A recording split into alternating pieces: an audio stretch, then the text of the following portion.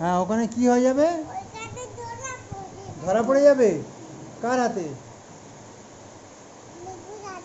রিকু দাদা ধরা পড়ে যাবে? কেন ধরা পড়বে কেন? ধরা পড়বে কেন? আমি দাঁড়াবো? আমি দাঁড়াবো না।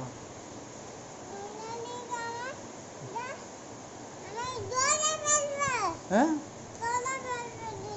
রিকু কে ধরে ফেলবে? কে ধরে ফেলবে? হ্যাঁ, তো পা চলছে কেন? পা চলছে কেন? এটা